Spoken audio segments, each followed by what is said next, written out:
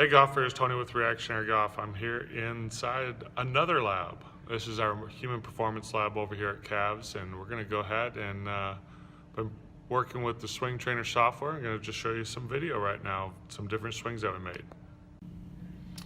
Okay golfers, we've got a couple different swings to kind of compare and look at. So we got, this is my self-generated swing of someone that kind of spins out. And we see that a lot, and that's the reason why we use the flamingo drill and feet together. So one of the things we want to take a look at is how does our normal pivot work with the pelvis, and then also what we see on the way down. And what we're going to do is just kind of look at some different things, really looking at where the club path is through impact. Now the time on these are a little bit off, so we'll see a little bit different. But one thing I want you to take a look at is look where the path is over here. And this is what we call our regular sequence reactionary golf swing. That club kind of drops under a little bit, and that's just the natural reaction as those arms are swinging, as the body's moving properly, pivoting forward. This is exactly what happens in that golf swing. It actually drops inside a little bit. Now, when you see golfers, now we're going to focus in over here. Now, when you see golfers kind of spinning out in transition, trying to get more club head speed, we actually see that head dip down more, but in this case it actually stayed up. Those hands get thrown more out, and instead of the club head being under this down backswing path that we see over here, we now go ahead and see that club head is now above the line. So we've actually come over the top with it, and that's what that spin out moves. And you can see as we get through impact how much more left this club head is swinging. And then with an open club face, we're going to see that ball slice way out to the right. So those are some of the things that we really want to be careful with, and we just see a totally different posture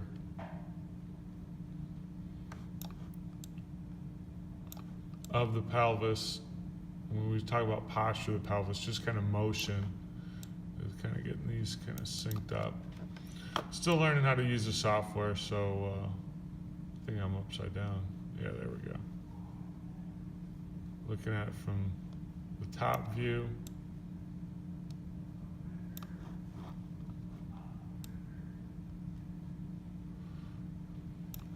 Kind of get these synced up the best we can. And so again, it's the same backswing, but on the way down, I was just kind of overemphasizing the spin out. And you can actually see how this right hip actually works backwards. And when we see this backward movement with the right pelvis, the right side of the pelvis, that throws that club a little bit more over. Okay, and we can actually see how much narrower this club now becomes off this downswing. And you can see how when we use the arms better in transition, how much longer that club head stays kind of relative, at least from this perspective, relative to the backswing path. So this is something that we can kind of really get into, is we spin out, that moves that club head more out, that gets us coming over the top, and we can see the path of this is really sharpening to the left here, which again, that means those force vectors are going left. That's putting a lot of spin on the ball. And then you can also see that, staying more centered may feel like we're getting more rotation and faster speed, but it's really a lot of work. And you can actually then, I'm going to take away the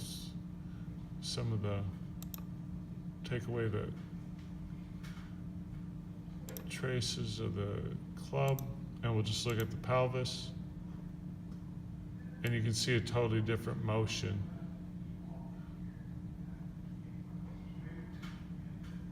So there's a lot more force going up and forward into that left foot with a regular reactionary golf pivot swing.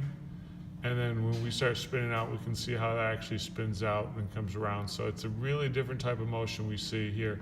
And this is something obviously with this software, the swing trainer software from the motion monitor people, we can actually now really start diving into how the pelvis works, how the arms work, and we'll be diving into this. Okay, if you want more information, come and join us on Inside the Golf Lab, where we'll get a lot deeper than just kind of scratching the surface right here. See you guys. Okay, lab members, here we go. really want to take a look and get a good understanding of how the pelvis moves. We've had some questions on this, and along with the motion monitor system, the swing trainer, we can really dive into it. So what I want you to think of as the pelvis, even though they're separate bones, you can think of it as one complete unit. And obviously what we're doing is it's being tilted forward at address, and then depending on how we move, it can move laterally. Obviously, if I'm rotating, that's rotation around the center. If I'm pivoting, that's pivoting off of one of the hip axes or one of the legs. So when we take a look at it, if I'm going to throw a punch, I'm not going to rotate. That would keep that pressure and that center rotation kind of like right up the middle. If I just took something and just put it right through the middle of my body, that would be the rotation aspect that we saw. So we got to take a look at how the pelvis moves. There's so many different ways that it can move, so we have to kind of decide on body type, flexibility, range of motion, and what works best for you. So I don't want you to think like there's one absolute to this. So some options. Obviously, when we see feet together, we're seeing more of a rotational aspect. As my feet come further apart, I can start moving a little bit more laterally. So what I like to do is, depending on the club and what I want to do with my club head speed, I'll load up a little bit more, kind of a tilt and slide into this right hip. And really what that does, and I didn't do that on the video with the swing trainer software, but that's one way of doing it, where we kind of get this gap, or what I feel is a gap between this right hip joint and this left knee for right-handed golfers. That right there then allows me to kind of really start posting up. So that would be our optimal, spread in a sense. That's the way I kind of think about it, of loading up the pelvis in the backswing. That loads up the glutes and the hamstrings, allowing us to then get extension with the pelvis coming forward.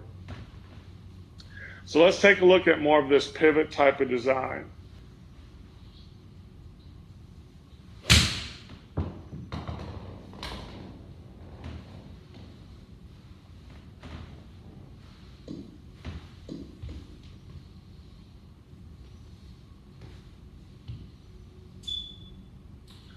So looking at this shot, and I'll just do we'll just take a quick picture of this.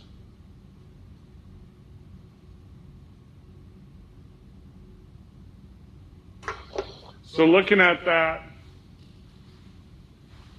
that was a nice in to out path. Had a nice little push draw to that, and carried that 154.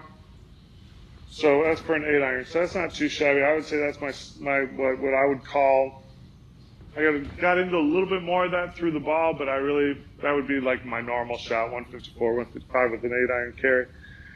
Now, if I rotate more, I'm going to see this look. I'm going to actually see this right hip go back. And if the right hip goes back, what is going to have to happen to this right knee? Okay, or this trail leg? As I'm realizing, we got a bunch of left-handers, which is great. So as this trail leg, this hip goes back, we're going to see that straighten out a little bit. And that's normal. That is what would have to happen. So that's okay to do that, have that straighten out a little bit. So this would be like more of hitting balls, feet together, is to see more. Now, I'm not going to feel as much pressure separate from right and left. I'm going to feel everything's kind of staying stationary.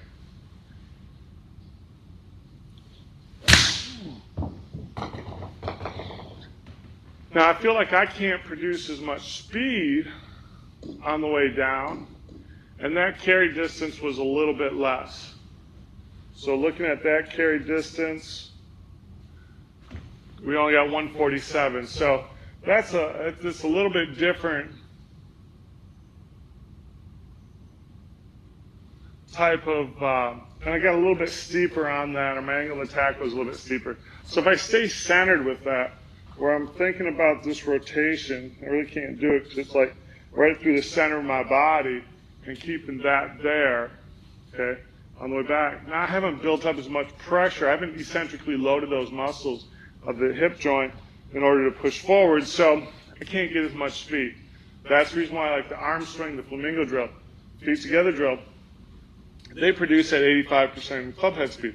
This 15% is how the body moves. Now, so the flamingo drill, if I stayed more on my left side, like a stack and tilt, and I'm not a stack and tilt guy, I don't know all the details, so, but if I stay more on my left, again, I'm not going to have that eccentric load into my right hip or my trail hip in order to go forward. But those drills have developed the arm swing. So how does the pelvis move now going forward? So we know we want our transition to be our arm swing, and then the sequence is the body and club into the ball. So that body's got to happen here, and then the club happens here. So it's a combination of A, B, and C delivery. That's that internal motor program. As you saw in the video, even though I'm thinking about getting those arms going, my body, pelvis is already moving. So now what does the pelvis do through impact? What is an optimal type of motion? Well, we've seen a lot of people are recommending you kind of shallow it and rotate. So do you load right and then rotate and then shift forward? It's complicated to me, but so I'm going to give it a go just to kind of get a feel for it and see. And then you have to make, once you go here, then I've seen, then you got to kind of shift that up forward again. So it's kind of a combination of load, rotate, and then shift forward, all in about a quarter of a second. Wish me luck. I'll kind of not worry about club head speed right now. So I have a hard time doing that. I have a hard time coordinating that to here and then back to here. And when that shot's just horrible. And like we saw in the video, in a sense, that I get so steep into it. Let me see what this ends up being. I can shallow it out, but the face is wide open. So my angle attack can come in shallower, but that face is going to be so open because as I come in more this way into the ball, I kind of have to dump everything in order to get back to the ball. To me, this is very complicated motion. It's just something that isn't as natural in throwing as I would recommend. And obviously, I'm preaching to the choir.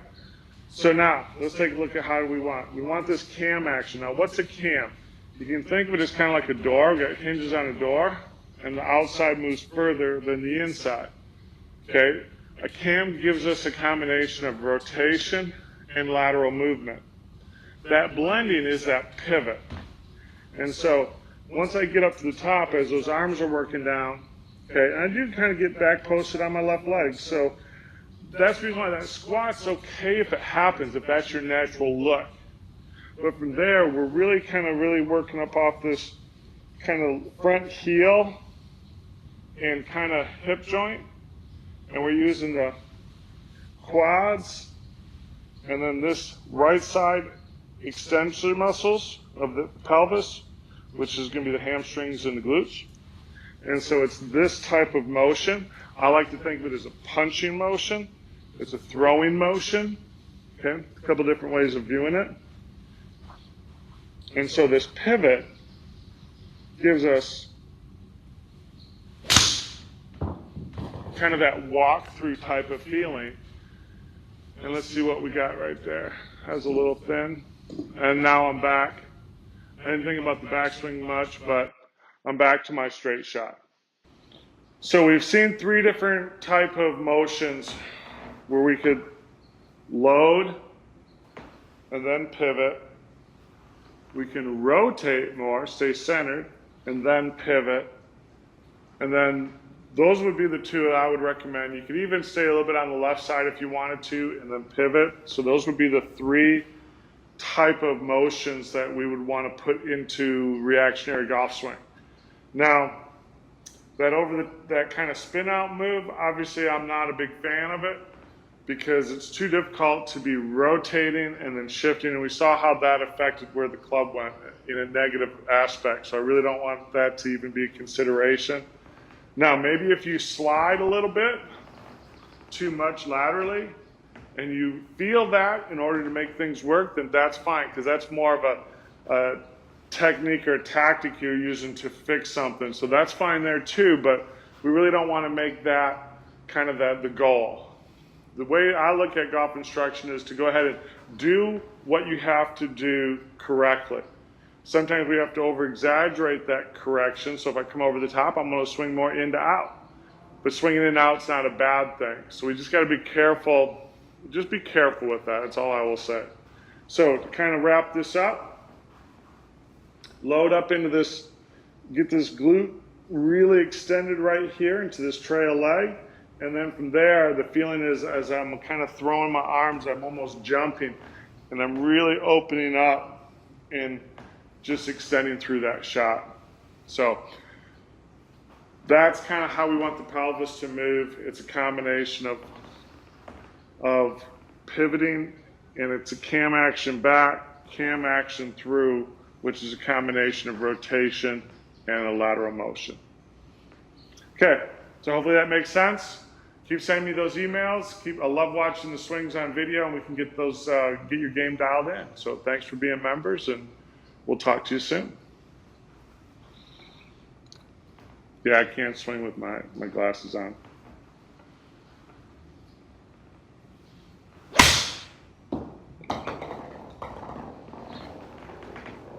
Hit the line.